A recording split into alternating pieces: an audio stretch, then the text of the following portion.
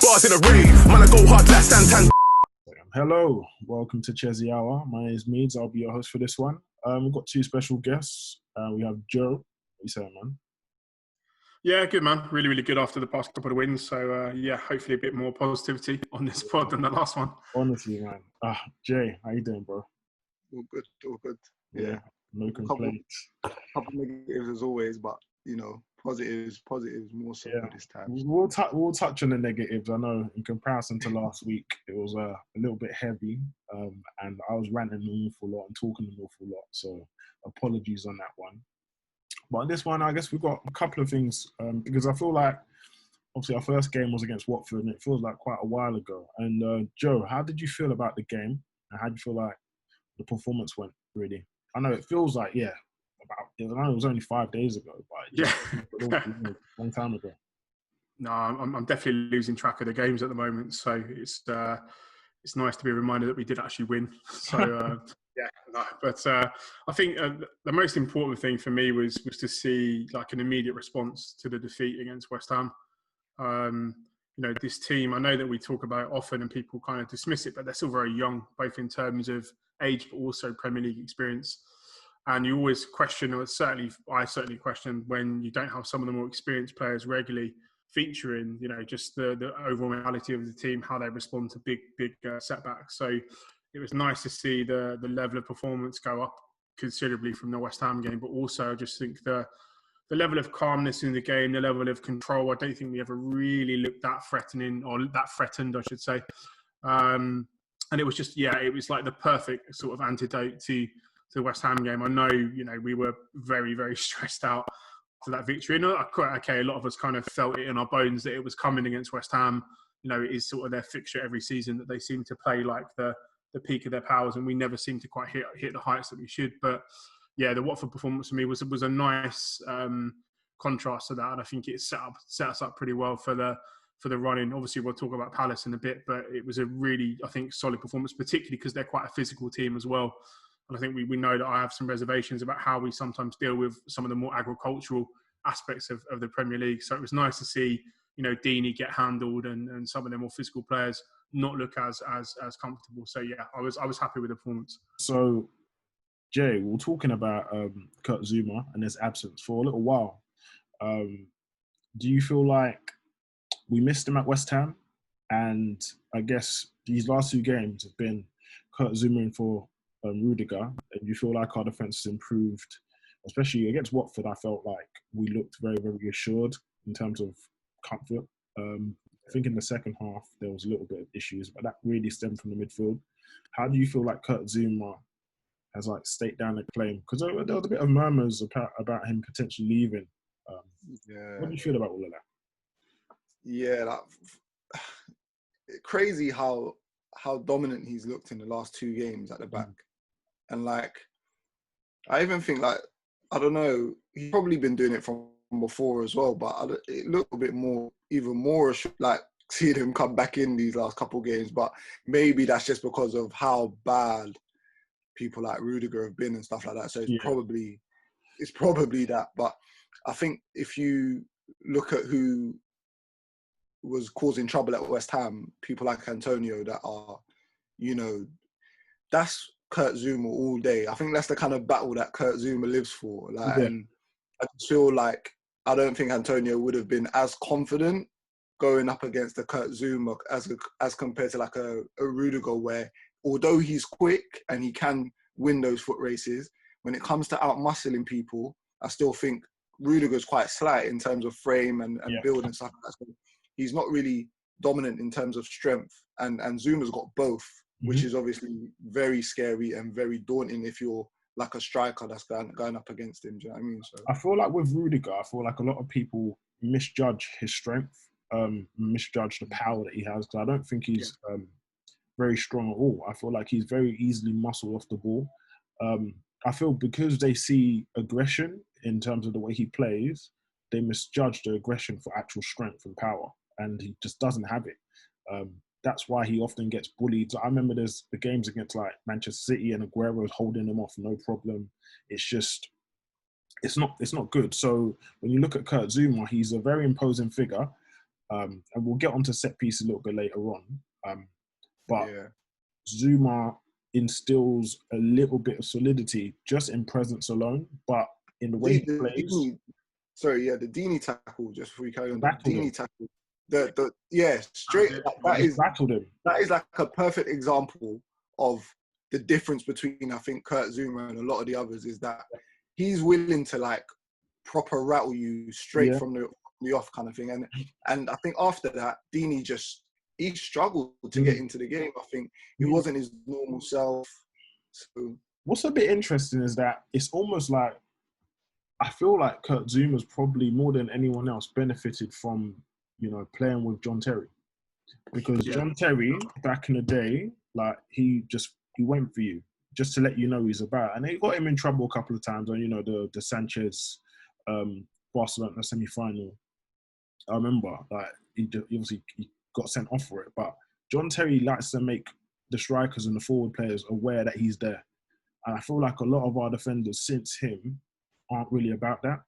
But Zuma's benefited because he played with him for, I think, a year or two. So you could see in terms of leadership qualities, in terms of aggression, in terms of controlled aggression, you could see Zuma, he wanted to make a mark on Deeney, and Deeney was gone. Like, I don't think Deeney recovered from that. I don't think it was like a bad tackle or anything, but it was like, okay, I'm in a game here, and I'm coming up against someone that is really solid. But you're right, against West Ham, we just lacked that. We didn't match their aggression, and I feel like if there's any areas in the pitch that you need to have aggression, it really should be in your defence. But got to have one player. You need at least one. So Zuma definitely improved us in terms of set pieces. Joe, how do you think we did against Watford? Because I was still nervous, mate. After West Ham, I was shit myself. Same, I was definitely nervous as well every time. Yeah. I mean, I think there have been some slight tweaks to how we've defended them, but I think a lot of it comes down to personnel.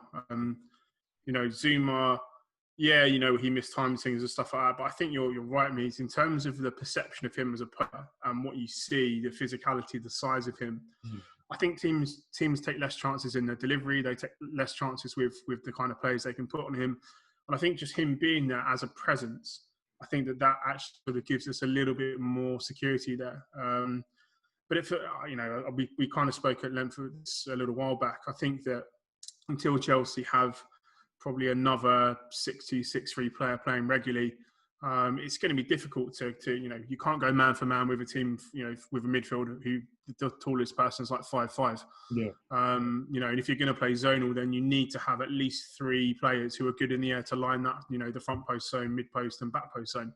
You need 3 good players there, and I think we probably have 1 to 2 if Giroud and Zuma are playing. So it's going to be a point of contention. I know Lampard maybe simplified it a little bit around height, but it is a skill. We've seen, shorter players, Puyol being an example, quite a short centre-half who's great in the air. Yeah. Branislav Ivanovic is only 6'1". He's one of the best defenders of ball I've ever seen in terms of crosses. So I think it's a little bit on skill set, a little bit on profile and personnel. But I did feel with Zuma in there that there was a little bit more calmness. We are still chaotic, don't get me wrong, but I felt it was a little bit calmer than comparing the West Ham game to Watford, it was like, watching peak AC Milan with Baresi, Maldini, those guys, compared to what we saw against West Ham. But we definitely need to improve, Do you think that because of the West Ham game as well, do you think Zuma came in with a little bit more of like I need to show that 100%. proper can defend? Yeah. I felt like in the Watford game, he was trying to get to everything. Mm-hmm. Yeah. More so than I've seen him. I don't know. Like I said, it's hard to judge because I think with Rudiger being there before, it's like it might look so much better. But I just felt like Zuma had a proper point to prove when he came in. Yeah, it could. But then again, it could, like you said, it could potentially be recency bias because we haven't seen Zuma for so long, really and truly. Because before the lockdown, we barely played. I think he played 1 game against Leicester in the FA Cup, but he hadn't played for quite a while. It's been Rudiger and Christensen for quite some time. So I think, like, in terms of like memory and how he plays and stuff, we might have a little bit of bias because we don't actually remember. Because it's quite difficult to remember because it's been such a long time. I definitely feel like in terms of corners, I feel like, I don't know if it was him just being the spare man, but the ball definitely seemed to be a magnet to him. and he just attack the ball and just gets it clear. So it's interesting how that presence literally changes. And I wouldn't say we're still defensively solid from set pieces, but we definitely look a little bit more sure. There's definitely a lot less danger, especially when Giroud's playing as well, because Giroud can attack the ball. I think that's just something that Tammy really needs to learn, because against West Ham, he wasn't doing that role in terms of attacking it and getting it clear like Giroud did. Like Lampard, it's funny. Lampard, I read this comment and I can't lie, I felt a little bit disappointed, because I felt like this is so basic, Frank. Like it's not about height, it's about your defensive setup.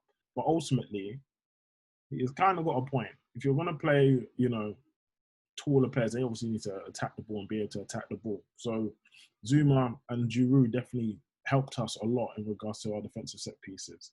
In terms of like the midfield in that game, how do you think we did? Because lots of people were talking about the Barkley performance. I think he scored a goal in the end, the last goal.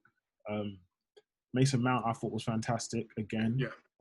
He's definitely been one of those players that, since the restart, him and Pulisic have definitely taken up a notch. Because I thought Mason Mount was on the wane a little bit pre-lockdown. He had a great performance against Everton. Had a good performance, I think, against Liverpool. But before then, he was looking a little bit jaded. How do you think he done, Jay, in that game especially? Because I thought it was really good. Yeah, no, I thought Mason Mount was amazing, and I think when you're a player like Mason Mount that has so many good qualities in different areas, so like in terms of like his engine, in terms of how much he can run about the pitch, he's so fit as a footballer. His technique, then he's got a little bit of flair as well. Yeah. He can deliver he can deliver in terms of crosses.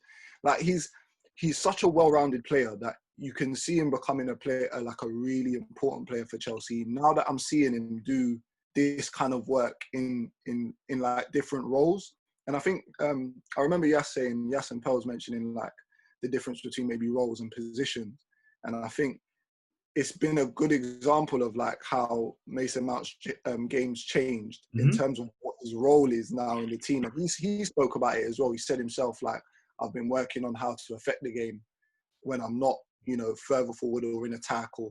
So I think credit to him, man. Like, he's completely like, I wouldn't say he's changed his season, because I think he's been, as a youngster, you're going to be inconsistent with performances.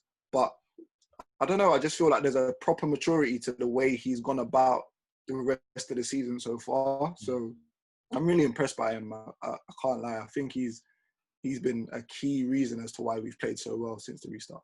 Yeah, I feel like with Mason Mount, I think I've always been like an advocate of Mason Mount being a little bit deeper, because I've always seen he's got the technical quality to do so. And I feel like as a number 10 or in the second striker / attacking midfielder role, and the way that he plays it and applies it, I feel like it'll be quite difficult for him, because I feel like, yes, he does have the ability to receive the ball in a half turn, but his first thought isn't necessarily looking at what's around him. I think his first thought is to get it. If I can play someone in, I'll shoot.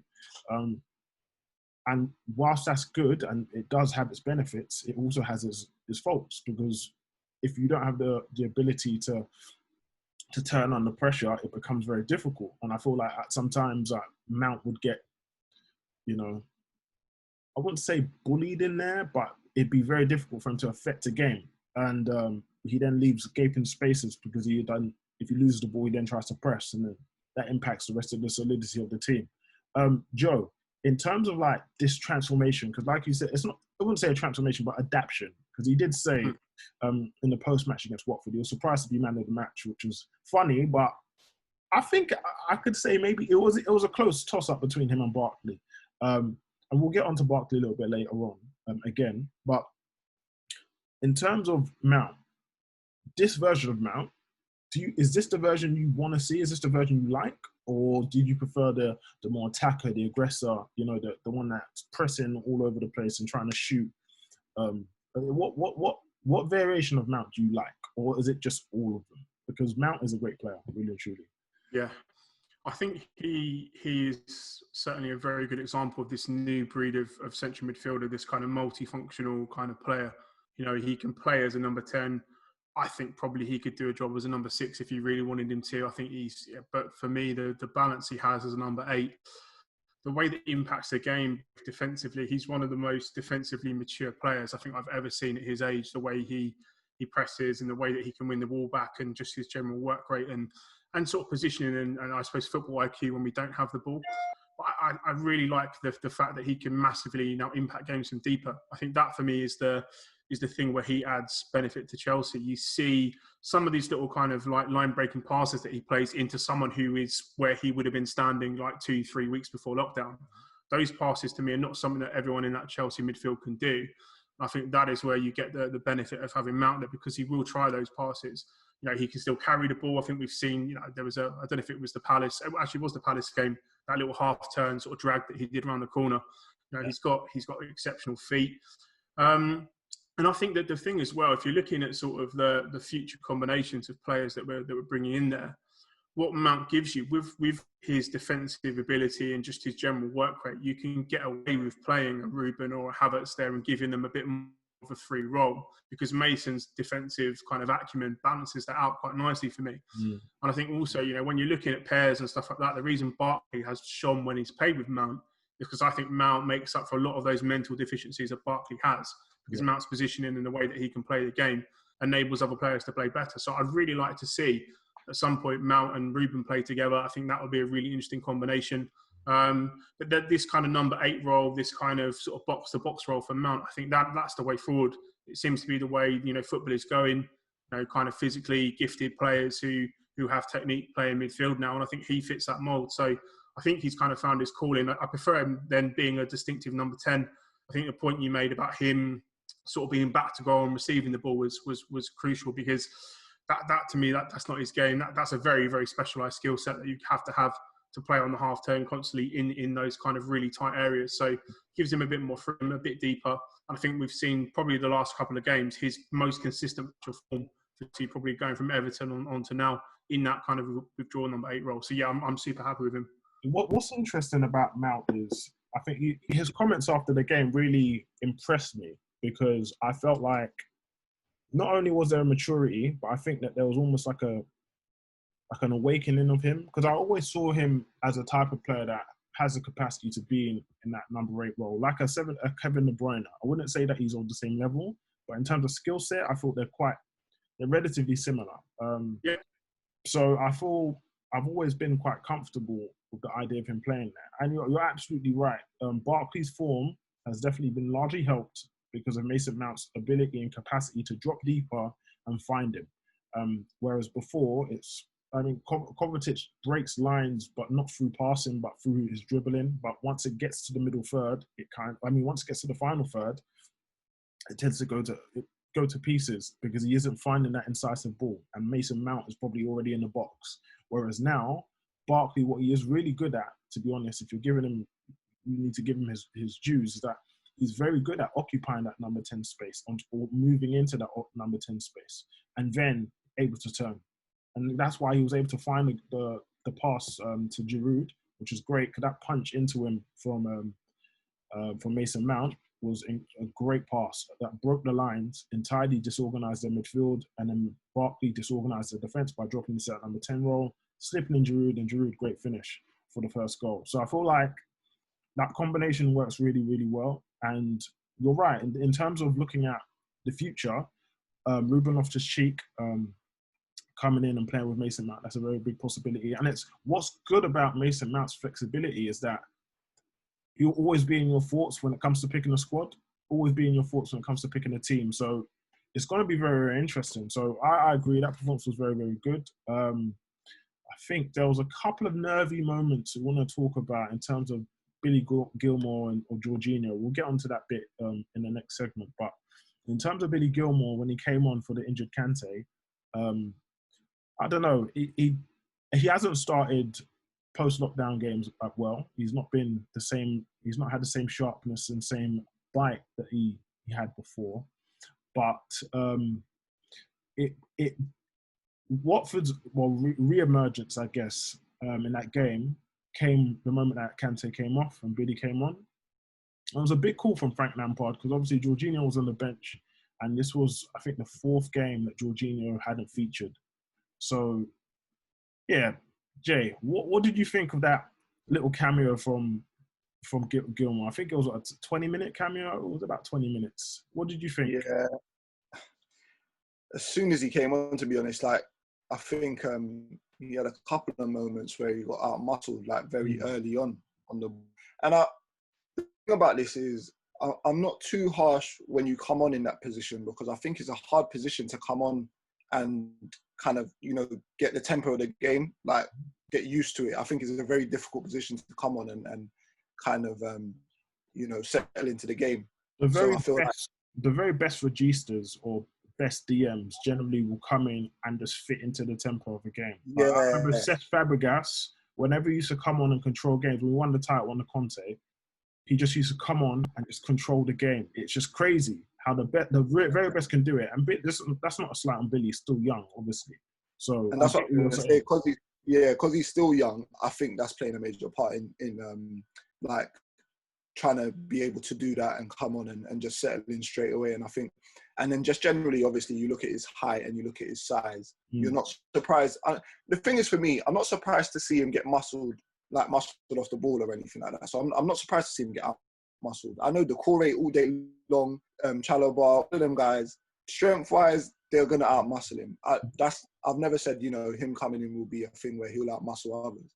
But what I do think he normally has in his locker is that he's a bit more sharper on the ball, right, and he's a bit more aware around him. So, like, he doesn't allow you to get close, which was what we saw early on when Billy was playing those first couple games before the lockdown. So I think getting used to the tempo, I think that's something that we've seen early on, that clearly just because he had those two good games to start off with doesn't necessarily mean that he's completely into the Premiership. Yeah, he's not. And I think, obviously everybody rightfully got excited about Billy Gilmore because he's a top player, and you still saw some quality like when he came on in terms of his passing and his range and that. But yeah, I think it just, that same question in terms of in that position remains, like, who is the best fit for that position? Because you see stuff like that again, which is similar to what I've seen with Jorginho, to be fair, as well, when he gets out muscled and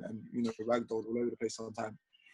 Like, I just want to see a little bit more dominance in that area of whoever it is that comes into that position. Yeah. Joe, I feel like obviously this is going to lead in quite nicely to Jorginho, and we'll touch on him mainly on in the game against Palace and his impact. But in terms of Billy Gilmore, like Jay said, I completely agree in regards to the capacity to not be touched, not be tackled, not be pressed. I feel it's quite difficult when you're coming on as a sub and making that impact and getting to grips. And especially because he is only 18, it's very difficult to get to grips with that quickly. But that being said, we won the game. We saw the game out, got a clean sheet. Barkley got the third goal. But in terms of Crystal Palace, now, Billy Gilmore again got the start ahead of Jorginho. So I think a lot of people were expecting Jorginho to play. I wasn't too sure. To be honest, I wasn't really sure. And obviously Kovacic is injured as well. But I wasn't really too sure who would play. I think on the balance of things, I thought maybe it was probably right for Gilmore to start, simply because I know that Frank obviously is a big fan. And I don't know what's really going on with Jorginho in terms of whether he's going to stay or whether he's going to go or not. There's a lot of murmurs about his future. Now, Gilmore, I think he started really well. What did you think of his overall performance? Because I think in the first half, he was able to maintain tempo and, I guess, completely dominate the midfield, which was great again. But in the second half, it kind of fell to pieces a little bit. Do you think that was as a result of Gilmore losing the tempo of the game? Or do you think that was more Palace?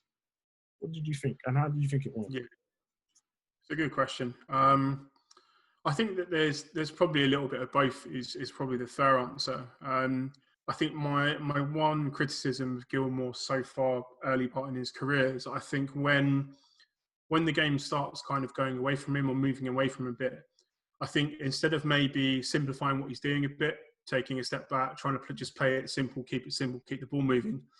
I think, and it's not a bad thing, I think it's just his mentality. He tries to step on the accelerator and go harder. Like, he wants to play even more difficult passes. He wants to forcibly take control of the game again. Mm-hmm. So I think sometimes from Gilmour's perspective, what I'd like him to do is just take a step back, just play short, simple passes. Just try and diffuse the situation. Because I think sometimes, this isn't so much him, this is for others as well. I think sometimes we're not great at managing the momentum shifts in game. Yeah. And to be fair to Palace, I mean, the last 15, 20 minutes or so, they went full chaos at us, full bombardment. It was like completely physical. And I think in those kind of instances, we looked a little bit overwhelmed. You know, I think we'll talk about Jorginho, but he definitely came on and steadied it for a good 5-10 minutes. But still, even the last, 8-10 minutes of the game was still chaos for us, I think. Yeah. So I think it's acknowledging that Palace were just foot on the accelerator. But yeah, I think the thing that we need to look at in the future is how we manage these moments in games, because, you know, we have enough quality on the pitch to manage a team like Palace trying to sort of come at us. Yeah. I feel a little bit sometimes like we kind of see the momentum and we just kind of take a step back, and then it's sort of completely overwhelming. We don't really have the kind of players at the moment who can do something out of nothing, create something out of nothing, or just take the game by the scruff of the neck. So it's a little bit, I think, on a team thing. Maybe Lampard, maybe the personnel and how we manage momentum. But I think also as well, just some players, just to simplify the game, keep the ball. You know, it's not the worst thing in the world. If you might be passing it on your back four and Gilmour for 5 minutes, but if Palace haven't got the ball, you know, keep this thing out of their attack. So yeah, I mean, it's a little bit of both for me. If you we're talking about making impacts, again, we got the early goal through Willian, again, who's people say he's in sensational form through from this post-lockdown Pele. Yeah, exactly. So from this post-lockdown, he's had a lot of goal contribution. I think it's 6 in 5. So he's done fairly well, to be perfectly honest. I wouldn't say that he's been in blinding form. I feel like this is Willian being Willian, but he's added a lot more end product to his game. But that being said, I feel he still had plenty of opportunities where he could have done more, but he hasn't. But I'm not going to complain too much. I'm not going to harbour on that too much, because we know what Willian's about. We know what he brings to the team. We know what he brings to most matches anyway. So first goal, obviously Gary Cahill got injured. I think he must have torn his hamstring because he completely just went down like a sack of potatoes. And Giroud got the first goal. Again, just 2-2 for Giroud, which is great. And then what do we say about Christian Pulisic? Now, one thing that was happening in that game was that Pulisic and Willian were alternating quite a lot. And Pulisic kept finding himself on the right, which I didn't actually like, because I felt like he wasn't able to really impact the game, and he was one thing I don't like about wide players generally is them staying on the periphery. I can't stand it. I feel like you need to be involved in the game and attacking the game, but that's not necessarily his fault, because I think he's much more effective when he comes on the inside. So going on the outside, I think that it's not really his strength. It's not really his game. So when he plays on the right or when he's on the right, it just doesn't really impact games. So when they were alternating, I wasn't really happy. Not necessarily because of him. I just didn't really like the fact that they were alternating too much. So when he did move over onto the left-hand side and Willian picked it up, he did a nice 1-2 with Giroud, and he slots in Pulisic. Pulisic he still had a lot of work to do. He had a lot of work to do. He comes in on his left foot, and bang. One thing I did not expect him to have was a swinger with his left. Jay, obviously Pulisic, I would say you claim onto him. You've been backing having his corner for quite some time. What did you think of his performance? And what do you think of the goal, especially? Yeah, I thought. Sorry, I'm a bit rattled. I'll tell you how I'm rattled, sorry, because I think I need to go to hospital with it. So. Oh God! Yeah. Oh wow! But quickly, what I will say is that it was a great goal from Pulisic. And the dedication. This is incredible. A great goal from Pulisic, and I'm just happy that the moments that he's taken in the game now are proving to be quite crucial. Yeah. At this time in the season, when we kind of need someone to step up and kind of be that person to score or assist. Like, I think he's proven to be that player now. I just hope it, like I said, I hope, we've all said this as well, I hope it just continues to be a thing where he does it consistently, more so often than not, because yeah, I think it bodes well for next season. And yeah, man, I think he can definitely be a top player for Chelsea. I think he can be a top player for Chelsea, but it's gonna be a thing where even the numbers that he's got now, this might sound harsh, but even the numbers that he's got now compared to like top players, he's still got a little bit of a way to go. But to be fair to him as well, he hasn't had a full season, so like in terms of obviously injuries and that. So yeah, I don't know. Like it's positive for him at the moment, and I think if he carries on now until the end of the season with a couple more goals, I think it would be fair to say it was a very good season for him. So yeah, I agree. Now, if you do have to depart, Jay, fully understand the context. Definitely. And I'll give you congratulations early doors. We know what the kid's name's going to be, isn't it? Yeah, exactly. So we'll leave you to go. We'll leave you to depart. And yeah, man, good luck with everything, bro. Always a pleasure, man. Yeah, good luck. Let us know how it goes. All right, cool. All right, so Joe, it's me and you now. So in regards to Pulisic, again, I completely agree with what Jay said. When it comes to that goal, we always kind of complimented him on his finishing. Early in the preseason, I think he scored 2 goals in preseason, and there was one chance where he was like 1-on-1, and his composure was very, very impressive. But that swinger with his left it went in like a torpedo. I was really shocked because that was hit with conviction and hit with authority, and that was the sign of a player playing with real confidence. But yeah, it was a good game, and I feel like one thing that when we talked about on this pod a number of times, when it comes to Pulisic, when he's up, he's really up, and he starts to be a lot more aggressive, a lot more assertive. Yeah. And again, always said this: if Pulisic starts to become an aggressive player, like just by nature, like the Salahs, the Manes, those type of aggression, always at it, he'll be a very dangerous player, very, very dangerous player, and a very dangerous weapon for Chelsea. You know what I mean? So he's got the capacity. He's got the capacity, because we've seen it in like little spurts that, when he's at it, when he's aggressive, he's very dangerous. So hopefully he takes that forward, and we get a benefit of a very, very good player. You know what I mean? So from the positives to the slightly negatives, I want to touch on Reece James a little bit, because I feel like he's come back, and from preseason, no, I won't say preseason, post lockdown, and obviously he had a little injury, which was, I think it was another knock to his ankle or something, and that's kind of curtailed him quite a bit. And unfortunately, it's been a recurring theme for him. How do you think he's done? And how is this a cause for concern, or is this just him needing games to get up to speed again? Because I feel like you've got freaks of nature like Mason Mount, Ross Barkley, that don't really need that run to really get going. But I'm looking at Reece James and thinking you kind of need a couple games, mate, to kind of get up to it. But it's very risky. So how are you feeling about Reece James? Are you concerned? I think a little bit at this point, and I think the reason being that I don't know how fully healed that ankle injury is for him. So someone who's watched him considerably through the academy years, spent a lot of time watching his Wigan performances last season, he has to be, for me, as close to his sort of physical best in terms of fitness, no injuries, to be the kind of dominant player that we know. He is a player who he's an incredibly physical fullback by modern standards. When you've got these kind of whippets, Reece James to me looks more like an international rugby player at times on the right hand side. It's like Ivanovic's son. He's got that sort of kind of massive frame. And I think the sort of the lack of mobility and some of the problems that he's had defending kind of wide 1v1 are not stuff that I would normally associate with him too heavily. So I think the only thing that I want to see from him long term is just to see kind of where that ankle injury is.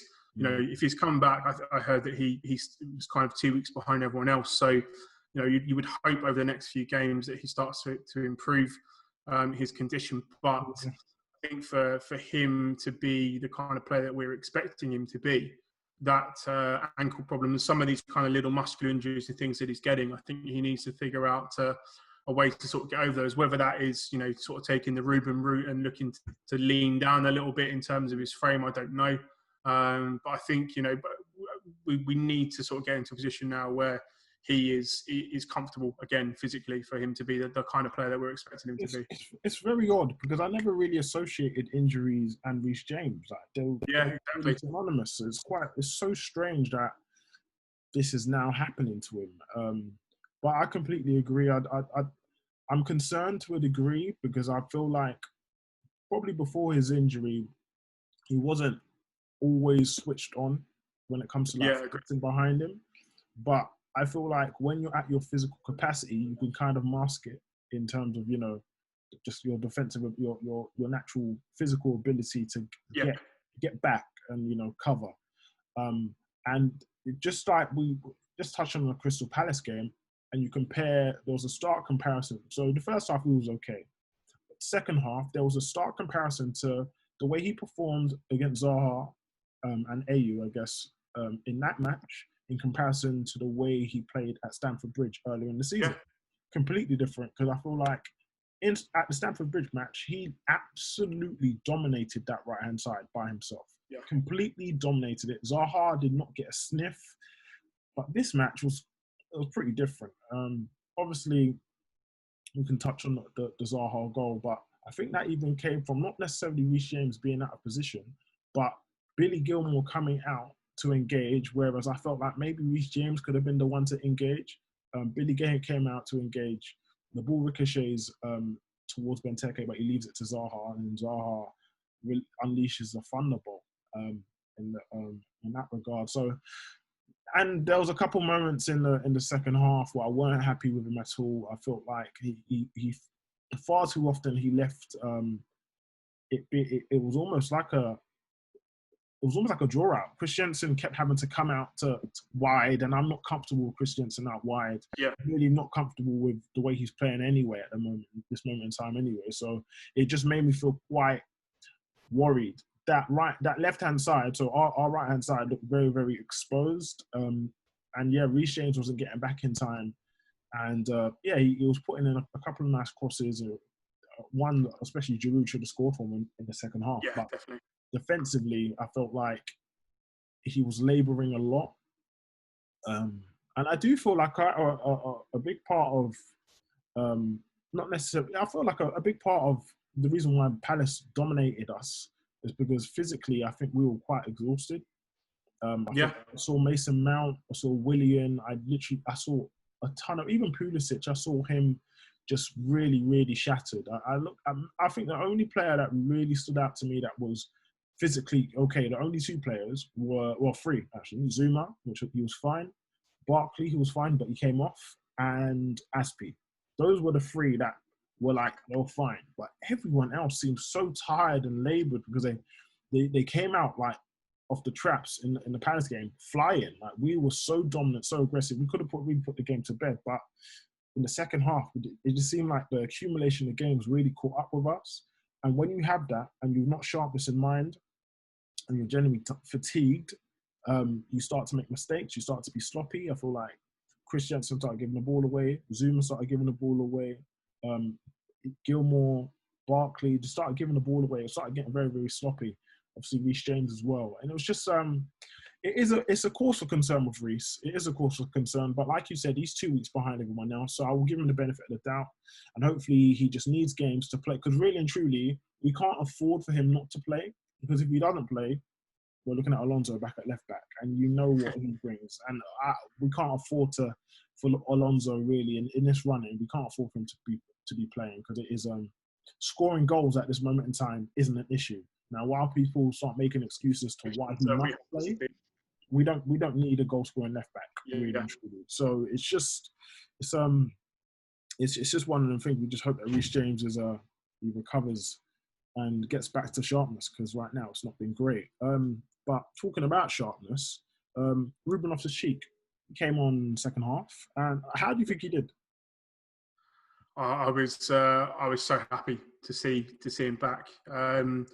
I think, first of all, him being much more of a central midfielder in this game is beneficial to him as a player. I know that Dan is a big fan of him playing out wide, but I'm not throwing Dan under the bus here. But it's not something that I've ever really seen as his position. But seeing him pick the ball up in midfield and drive 20, 30, 40 meters towards their penalty area. The difference when Ruben carries the ball is that teams don't want to engage him because he's so physical, he's so big, his feet are so good that they back off. And then you saw the difference between Ruben and probably all of our midfielders is that presence of mind that he's developed now. Final third, that little kind of toe poke, scoopy little pass through was so nice. Good finish by Tammy as well, but Ruben completely drew them in. And then he has the presence of mind, the quality that we've been saying in the final third that's been lacking to make the little slide ball pass and to set up the goal. But he looks, I don't know, I know Lampard's saying, yeah, next season is going to be the one for him, but he's starting to look a little bit like his old self. Mm-hmm. And just in terms of his mobility, he's carrying the ball, did some really nice defensive work as well, two big blocks. I think exactly. He's getting back to the kind of player that we expect him to be. And again, looking at next season and this season, to be fair, towards the end, if he gets up to that kind of level, maybe another game, another 2 games, it's a really, really big thing for us as we move forward. Completely agree. And I feel like with Ruben, it does seem like I've been a little bit hard on him post-injury. And that's probably because I want him to be the great version of himself. Yep. So I've had to rein in my expectations, 1, and 2, my patience. So with Ruben, there was definitely a lot of positives to take from that game in terms of, I don't feel like he came on and hindered the team at all. I feel like he came on, he was solid. Defensively, he was assured doing his work. So on both sides of the pitch, he was really, really good. One thing that I did notice that small bits of his burst was returning. So he was able to, his ability to shift his body and move is definitely still there. It's definitely nowhere near his peak form. I don't expect that to come for at least a month or 2. And that's fine. That's understandable because, when it comes to Achilles injuries, it takes a little while to get the stretchiness and the elasticity back in that ankle. So it'll take him some time, but you have to have patience with him. But what you ultimately do not lack and what he does not lack is quality. And what you see with him is quality. So yeah, I think naturally he will bring a different element to the game. And I'm not really too sad him not starting games at all, really. I think bringing him on to calm things down, when Jorginho came on, he calmed things down because him and Ruben were able to play their 1-2s and just settle the tempo a little bit. So yeah, definitely happy with Ruben's performance. I feel like it's a good step in the right direction. So it's a big step even because I feel like in a couple of games prior, he was looking quite out of it. And that's natural. He didn't play for 13 months. So it's really good. Now, in terms of the player we just mentioned, Jorginho, like we said, he came on. What did you think of his impact? I know you mentioned it earlier that it was only a brief amount of time that he came on and impacted the game. But do you not feel like, for me, one thing that I really noticed, and again, it references back to Cesc Fabregas, is his capacity to instantly, because I remember seeing a graphic on Sky that our possession was like 23%, 22%, and Palace had all of the ball in our half. And then Jorginho came on, and that was it. Control was it was absolute control for at least good 10, 12 minutes. It was just incredible. How did you feel like that period, how necessary it was? Because I thought that period was very important because Palace were building. How do you think he's handled, obviously his, I wouldn't say treatment, but him not being picked by Frank Lampard and, for a couple of games now? How do you feel he did, considering this was his first game back post-COVID?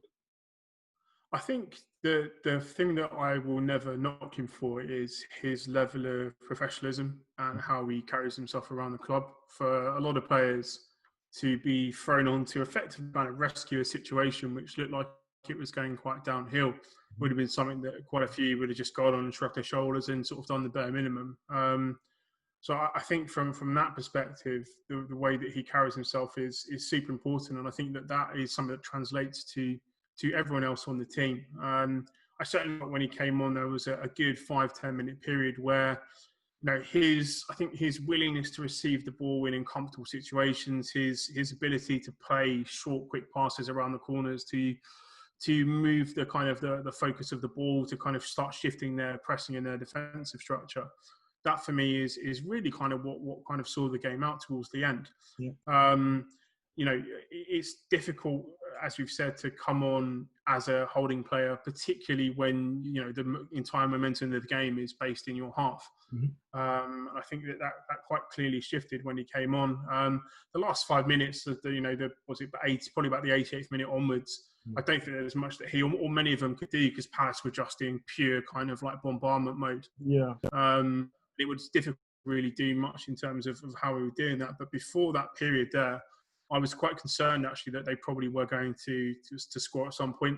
Yeah. And I think that period, probably up until, as I say, like almost the 90th minute, that kind of period of control was probably the most crucial aspect in getting the 3 points, beyond obviously the Zuma slide tackle. But it was a really good cameo. And I think Yaz has said it in the group chat quite often, that this is a situation now not about really planning for next season. It's about getting in the Champions League. So maybe he features more because of his experience. And yeah, I mean, you could just see it when he came on, the level of calm in the midfield, just it kind of took over a little bit better. So, you know, he has that quality in him to manage games. It was top quality. Honestly, I was so impressed, because, again, I said before the game, so I was like, it's a big call, Frank. This is a massive call to play Billy Gilmore against a midfield that is...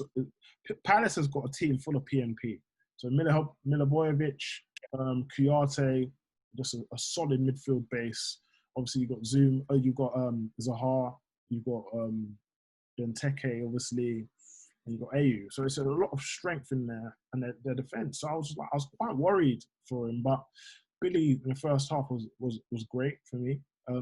But he started to get overrun massively. It was so worrying, and I did feel like we were definitely going to concede again. I feel like after we got the third, it was great, but then straight away we conceded. We switched off.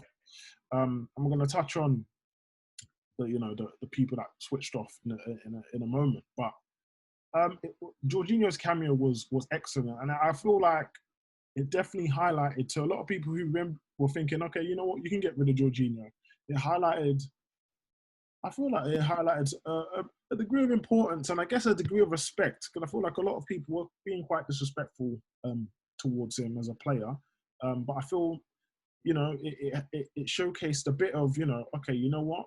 Whilst he may not be my cup of tea, he definitely brings something to this team, and definitely brings something to matches if as and when required. So, I feel it was a good cameo for him, and definitely good for a lot of people to be reminded of his qualities. Now back onto the negatives again. I feel like a lot of people were really annoyed at me. Well, not annoyed at me, because I said that Kepa really should have done better with the Zaha shot. And I've seen it a number of angles. I've seen a lot of shots from distance in terms of pictures from behind of Zaha and behind the goal. And yeah, my opinion hasn't really changed. It hasn't really changed at all. Joe, what did you think of it? Because obviously people know what I think, and I'll kind of restate it if I need to. But I felt he should have done better. I should have got a hand to it. And he was already falling down before the ball's anywhere near him. But what did you think of it, really? Because I know we all have different opinions on the goal. And to be honest, it was a great strike, but yeah. I don't know, mate. I mean, the thing is, the perception I have of Kepa now is so coloured by my overall view of him as a keeper over the past 2 seasons. So, I think looking at the shot, I think the way that I was framing was, I think he could have done better. A hand, some part of his body onto the ball. He might not have stopped it because it was an absolute thunderbolt, to be fair. But yeah, but when the ball goes kind of directly over your goalie's head and he's in midair, and his hand, dominant hand, is quite away from the ball. It's difficult to continually justify his selection, you know, in terms of people being very vocal about supporting him, saying it wasn't his fault. Yeah, great strike, loads of power behind it. But I have seen good goalkeepers get something on that. And all right, maybe it hits him and goes in, or maybe it hits him and it hits the post. But I would expect a decent Premier League goalie to get something on it. Okay, as I said, if it goes in, it goes in. But the fact that it was just like an air grab, you know, is worrying. And it's the same thing we've said often over and over again. If you're centre-backs at Chelsea, the amount of confidence that you have in the guy behind you is critical to your own performance levels. And if, you know, I mean, teams now, I mean, if this is going to be the case going forward, if I'm any team that Chelsea are playing in the future, who we've got Sheffield United, I'm like, that Sunderberg's got a great shot from distance. I'd be like, you know, Chris Wilder, just have shots from 30 yards out, just test him. Yeah. And it's another kind of angle that teams can attack. We've already seen them stick crosses on Kepa, you know, take liberties. Who crosses the ball 1 yard from the goal line regularly, you know, because most Premier League keepers are going to come and take liberties on set pieces. They take liberties with crosses. Now we're going to start teams start seeing people take liberties with shots from distance. You know, they've got some teams will have no right to shoot from there. It's not a good shooting opportunity, but now that they've seen that this is a potential weakness again, it's another thing to attack us with, and it's not hugely something that inspires a great deal of confidence going forward. Yeah, it's not great. Like it's not great at all, and I got a bit of stick for saying that. Look, good keepers at top clubs, really and truly, should have the capacity to bail you out. And referencing saves that a keeper makes shouldn't actually be the instances that you should be referring to, because goalkeepers are paid to make saves, right? So if a goalkeeper's only made 1 save or 2 saves in the game, you can't say he bailed us out here. Well, no, because that's a goalkeeper's job. In regards to moments where you're being bailed out, it's like if a shot has happened, then it's a great strike. If it's a great unsavable shot, but you somehow manage to save it, that is you bailing us out, because you basically have no right to save it. Now, if a keeper has no right to save it and saves it, that's a great keeper, right? Well, not a great keeper, that's a great keeping action. Yeah. My issue is Kepa does not ever really have those moments, you know? I feel like he's had one, that penalty against in the Europa League last year. And again, I feel he really could have said, if he gets the right way, if he gets the right way, that's a good save. So he didn't go anywhere and saved it, right?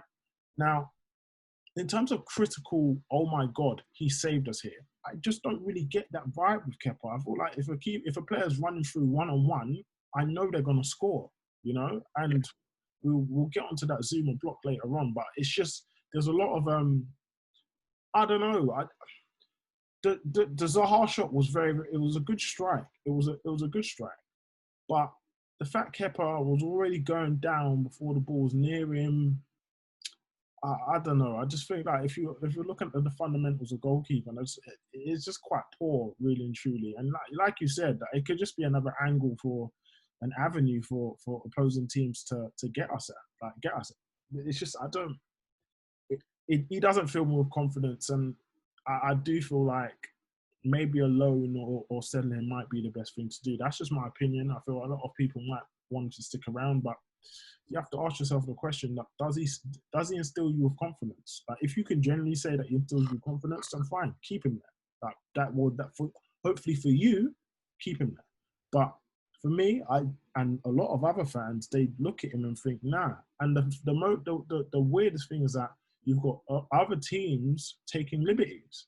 Now, if he was highly regarded and rated, other teams wouldn't be taking liberties. You know, they're not going to be loading. They're going to be loading crosses on him. They're going to be putting pressure on him because they know that he's a weak link in our team. He's a weak link in our team, and whether you want to agree or not, it's fine. But every goalkeeper metric there is, so that he's literally one of the bottom at the pile, and that's not great. It's not great reading for us. So it's not looking great. But I do want to talk about one other talking about weakness. So in stark contrast to Kurt Zuma's imperious performance against Watford, and again imperious performance against Crystal Palace. Now, Christensen. So I've been a big backer of Christensen for a long time, since he was about 17, 18. So I watched him throughout the youth academies. but he was a lot bigger than everyone else. And I wouldn't even say dominant, but the way he played, the style of play was so composed, so smooth. You know, he was very unflustered when it comes to making challenges.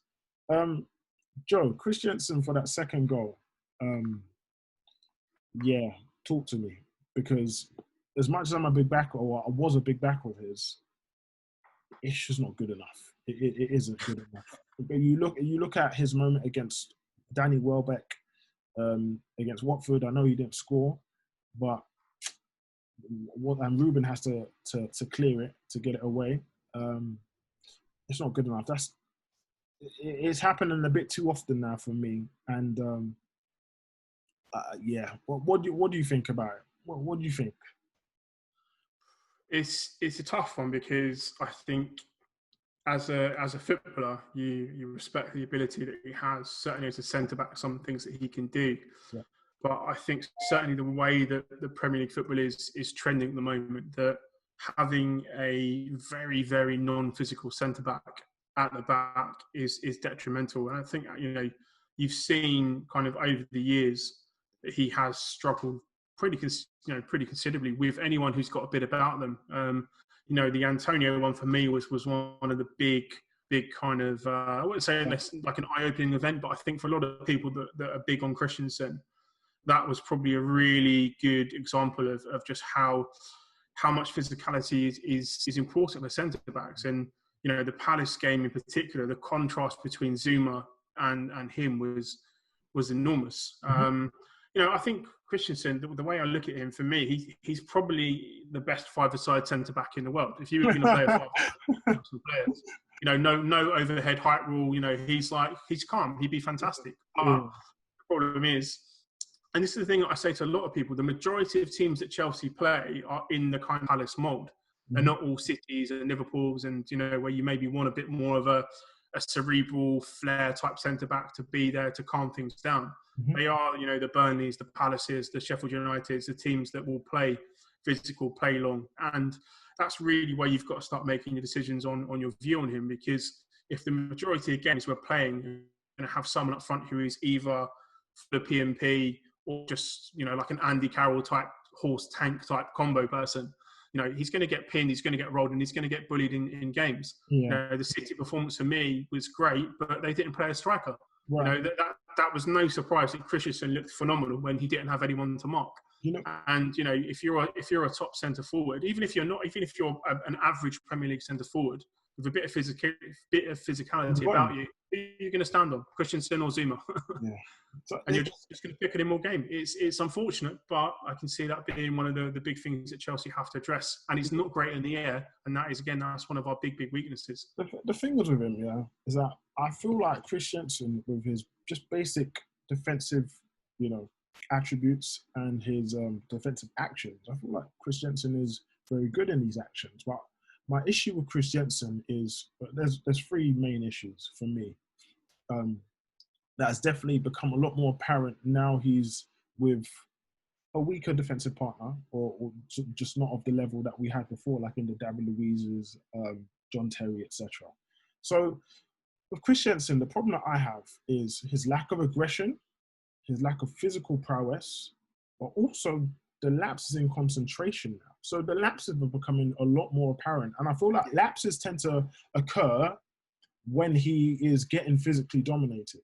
So I feel like Christensen, he's the type of defender that will only make a challenge, only make a tackle when the conditions are absolutely perfect, because this is what he's calculated in his mind, what he's formulated in his mind. Like, okay, if I do this, if I tackle here, I'll get the ball perfectly and I'll just be able to play it on. But those moments, in certain instances where it's not absolutely perfect, he's doing a calculation in his mind. And that already is too late, because someone will nick in. So the Christian Benteke goal the other day, he just nicks past him. You know what I mean? I think who nicked past him? I don't know if it was Zaha or maybe Ayew. Like, just nick past him quick, because the opportunity was there to not necessarily clatter. I'd say clatter. Yeah. You know what I mean? Just wipe him out. Get the ball. Like, the ability to just literally put your leg through it or just make the tackle was there. And Christensen just doesn't do it. I think he's almost like scared to slide tackle because he just wants to make everything so silkily perfect and just, put my foot there, it's perfect. Like, it's so jarring because in those moments where you're thinking, okay, if I stick my leg out, the moment's there, that's 2 seconds, that's gone. You're gone and you're killed and you can't react. You can't react. And yes, Christensen is very quick when it comes to running at that 1v1 like in terms of pace in a foot race. But in terms of turning and reacting straight away, it's not there. It's not as quick. And generally, the attacker's always going to have a head start against him. So it's very, very poor. And obviously, when you look at that aggression, this physical capacity, it's been what? Christensen's now 23. 22, 23. And again, I'm looking at his physicality and I'm worried because I don't understand how he's not at least tried to put on some size. And I feel like, again, aggressive, like when you see Christensen and certain games, like the Watford game, I felt like for about 80%, 90% of it, he was fine. And he was being aggressive, like he was getting onto their attack. Like he was following Zuma's lead. But then the 10%, after a while, it just went back to normal Christensen. Timid, tepid, no aggression, no nothing. And just getting ragdolled. It's not good enough for me. I feel like if we're going to get, anywhere fast, we're going to need some aggression at centre-back. And really, Zuma's fine. But we need someone else with him that will match his energy. Because I just, like, if you look at John Terry, Ricardo Carvalho, John Terry, aggressive. Carvalho, aggressive. He may have not been as forthcoming, but when it comes to making challenges, Carvalho is aggressive. When it comes to Alex, aggressive. Ivanovic, aggressive. There's a degree of, aggression in your play. Even David Luiz, there was aggression. He may have had lapses in concentration, but he was a very aggressive defender. So, I don't know. I feel like Christensen, he's not cutting it at this level. And I feel like Christensen, he will be very, very good in the European League, the Continental League, where it doesn't require that much physical capacity, but your defensive actions will shine. But in the Premier League, where you're coming up against a lot of PNP, it's absolutely vital to have some physicality and aggression in your game. And I just don't feel that he has enough to really cut it at the top level. So definitely, in terms of concession of whether he'll be an elite centre-back in the Prem, not happening for me. The only way I can ever be an elite centre-back in the Prem is if he goes to a team and they play for it in the back. That's the only way where he's flanked by two big, tough, physical players. Because we've seen him do it. When he's a sweeper, he doesn't have to mark the guy. He can read the game. Yeah. Then I think that's the only way in the Premier League that you'll see him be a commanding player. But in a two, when he's got people peeling onto him, and as you've been outlining, that for me, that's where you need to have the defensive mentality. The Branners, the Cavallios, the JTs, they had that defensive desire, and I don't always see that in his play in the two. He wants to be, as you said, he wants to be the elegant centre back, which isn't really what we need at this point in time. I completely agree. I feel like maybe in a free and being the middle centre back, maybe, but other than that, it's not for me. It's not for me. And it's unfortunate because I did obviously have a lot of faith in him, but unfortunately it's not really worked out. So obviously you guys, as you guys have been listening to the podcast for quite some time, it's a Thursday. And well, what happens on Thursdays generally, is we get some information. Now, I had a few murmurs, like a few whispers in my ear from Roman's yacht. And apparently Kai Havertz is looking very, very possible, very, very probable. So, like, they didn't really want to tell me the fees, obviously. It's all a bit confidential, but it looks like personal terms have been agreed between Havertz and Chelsea, which is incredible. Obviously, there's a big appeal for him to come here because we've got Timo Werner. Unfortunately, have Rudiger too, but there's a German conglomerate over here. And obviously, the Frank Lampard appeal is interesting because a lot of us used to think, ooh, got Frank Lampard coming in. I don't know about the player pool because he's not a top manager.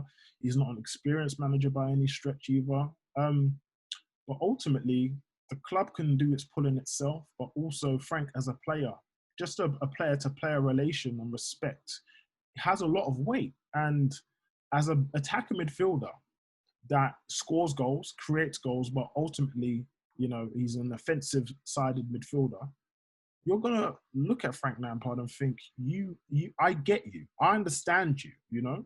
So Kai Havertz, you know, wanted to come to Chelsea is incredible for me, but also it's a testament to Frank, obviously the way he speaks, and then the confidence that he instills in these players. So with Kai Havertz, and we obviously talked about the midfield composition. Do you feel like now Mason Mount is kind of playing in this, I guess, this number 6 role where he's the one that's breaking the lines to the creative and offensive 8? Do you think that could be a potential partnership that could work, or how would you kind of work it? Because Kai Havertz is such a flexible player, a very tangible player. So what would you do with Kai, or how do you think he fits in? And you know, who do you think the casualties will be? Ultimately, it's a squad game, and obviously the league have announced that the 5 substitute rule is going to be staying for the duration of the 20 to 21 season, which is great because obviously you can utilize a big squad. How do you think we'll set up? What do you think the best way to get the best out of Kai Havertz and the team? Because ultimately, it's not just about getting the best out of Kai Havertz. It's about getting the best out of every individual and the team. How do you think we'll set up?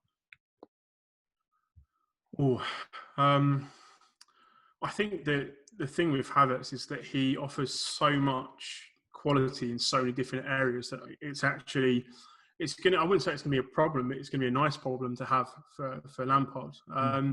I think his future is probably in a central midfield role, probably where Barkley has been playing at the moment. I wouldn't be surprised if he came and started as a more traditional right-sided player, so kind of the Willian role so far, cutting in on his left foot and passes and finishing.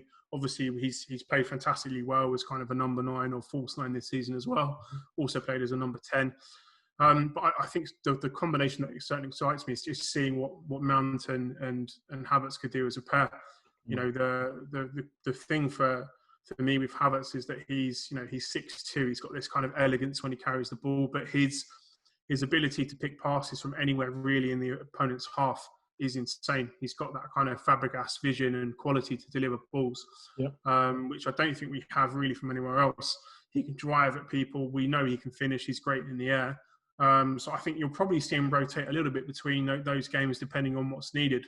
If we're playing someone who's a bit more solid, you could probably put him on the right wing and bring a slightly more defensively minded player in as the right central midfielder. But I think those are going to be his 2 spots. And again, I mean, if we're struggling up front, he's done very well there this season as well. So it's weird. I think one of the quotes that I saw about him from Joachim Low recently was really interesting. He said when he came to training that basically afterwards he kind of asked himself, like, you know, whether this guy had been training with the German national team for could have been training with them like 2 years earlier. He said he's never seen like a kid come in and impress everyone so much and adapt so quickly to international football. So if he's got that ability to just come in and hit the ground running, I mean, that is an absolutely phenomenal amount of weaponry to add to that attack for next season. It's an interesting one because I feel like everyone that speaks about him literally says the exact same thing.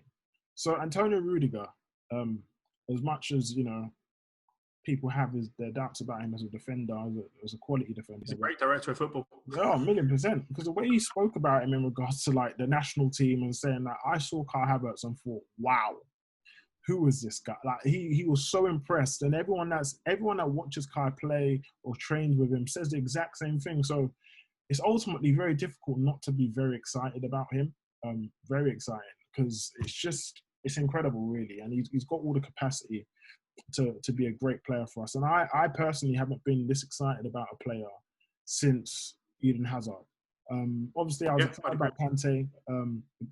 Excited about Kante, but it's a different level of excitement in this regard. And just considering all things considered, in terms of transfers and stuff, Kai Havertz, Timo Werner, and Ziyech, it's an incredible window. It's an incredible window, really. So I'm hoping it goes through. You guys will be the first to know, obviously, on Chessy Hour, but it just hopefully we can get Kai in, and I think he'll just take us up to another level, really, because it's just the quality he possesses, and the threat that he gives in terms of goals. He adds a completely new dimension to us. So yeah, wild, completely wild. All right, so we're going to move on to a couple of listeners' questions to finish off the pod. I've got one from Robert M93. Do you think that Rice is equal or better than Zuma? And if no, why? And why is this fan base so adamant to sign Declan Rice? Yeah, basically that's from Robert M93. That's coming directly from our patrons. I think that they'd be a very good pair, if I'm being honest. Mm-hmm. I think that Rice is certainly for me a guy who I can see organising a back four, being vocal, being the guy to do the marshalling. And I actually just think that pairing him and Zuma has the physical element, has the defensive skill. Mm-hmm. Rice is no slouch when it comes to sort of keeping up with players. I've seen him keep up with some very quick guys this season from midfield and from defence as well. So I think he would be sort of the kind of the organiser and the vocal player in the back four that we probably lack a bit at the moment. I don't think he would compete with Zuma. I think he's, for me, certainly better than Christensen and Rudiger. So I would say from a personal perspective, I think the Zuma-Rice partnership would actually give us a pretty solid centre-back partnership going forward. But I don't think it's an either-or scenario of them two. I think it would probably be both together. Hopefully, because obviously the murmurs about Zuma leaving, for me, it just makes me feel quite uncomfortable. Yeah. But there are people saying a lot of alternatives, so like Tyrone Mings. I think Tyrone Mings would be a good partner for Zuma as well. But yeah, we're strongly linked with Rice, and I think there's a lot of backing from the club to get him. So maybe that kind of falls in line with Babs' question. So Babs, like, thoughts on Zuma's potential best partner. Like you say, Joe, I'm assuming that you think that's Declan Rice. Yeah, Declan Rice. I liked it when him and Tomori were playing together. I know that Tomori's kind of fallen a bit out of favour, but I still feel that even, they might have had a mistake in them possibly, that I just think that their upside defensively, the fact that I think that they both want to defend was a big thing for me. Mm-hmm. Tomori's like one of the most committed defenders going, and also when you're playing top teams, that clip that always comes back when Salah thought he was in the clearance and Tomori just jogged up next to him. Yeah. It's like, I mean, you can't teach the stuff that he has, but you can teach him to be a better defender. So I would have gone with Tomori and Zuma. Yeah, that's fair. That's completely understandable, and I agree. Tomori for me is definitely. I think he's been on the receiving end of I'd say Lampard's decision to freeze players out. He's done it quite often this season, and I guess that's because of Frank's high standards. And it's hard for me to begrudge him. But I do think that Frank should really have a little bit of patience for some of these guys. But then at the same time, Frank is a winner. He has his standards, and it's very refreshing to have a manager that isn't super biased in regards to forms. And if you're really not doing it and cutting it, he's not afraid to change it. So I can't complain in regards to that. We've got another question from Babs. If we finish third or in the top four, how would you rate the season, taking into consideration especially how little some believed we do in earlier pods? I think that's a shot at a certain individual cast member. Mr. Whom. That being said, I'm not going to hang Pels out to dry. He wasn't the only one laughing. I was definitely cackling at his laugh as well. So he's kind of taking that mantle from you. He's taking it. I slipped away. Don't worry. Don't worry, Pels. I'm not going to let you take the L by yourself. Don't worry.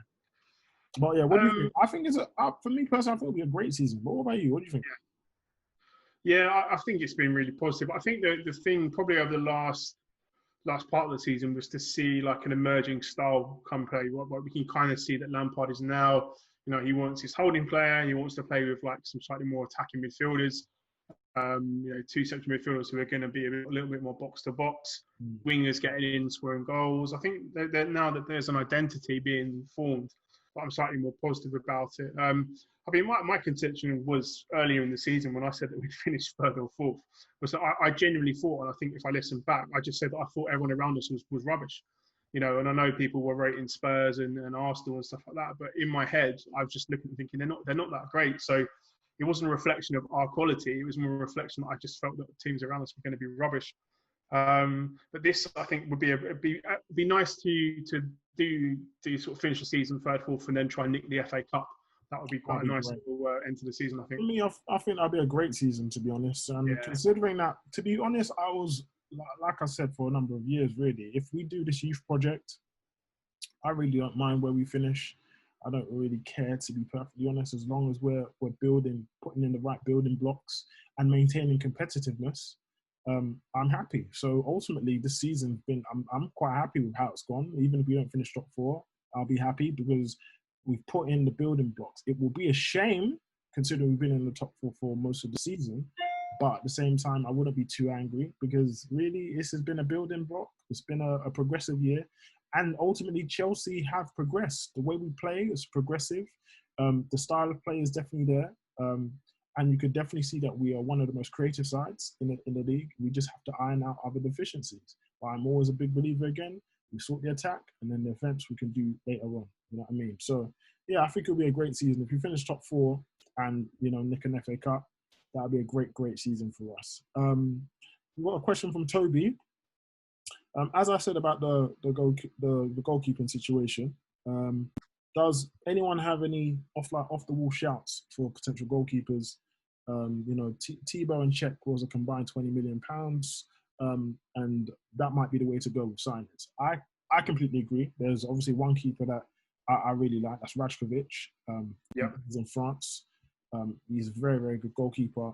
24 years old, and I don't estimate him being any more than £30 million. So I don't know. I feel for me, he'd be the one to go. He's a good, tall goalkeeper, big presence. Yeah, that'd be the one for me to go, to be honest. Him or, Onana. Onana's a good goalkeeper. He's another good goalkeeper. Outperforms a lot of people in the metrics. But, yeah, Rajkovic, for me, would be the one. Yeah, no, I agree. If you were to say, build me a Premier League goalkeeper, he's kind of the guy that I'd be looking at. Big, tall guy, physical, imposing. Mm-hmm. We've obviously done pretty well with Serbian guys in the past as well. We know they're a bit insane, so I think he's the guy that I'm looking for. But yeah, I mean, also as well, I think you're right. If the fee, I don't think would be anything over 30 mil, and it looks to me like he's the next top goalkeeper potentially out there. I agree. All right, well, we'll leave it there. Thank you for joining us. Obviously, Jay had to leave a little bit earlier. But yeah, thank you for being on. Hopefully we have some news by next week. Win against Sheffield United. And, Kai Havertz might be a Chelsea player by then. But we'll see. Thanks for joining us. And we'll be back next week. Take it easy. Peace, Joe. Take care. When I spit bars in a rave, man, I go hard like Santan.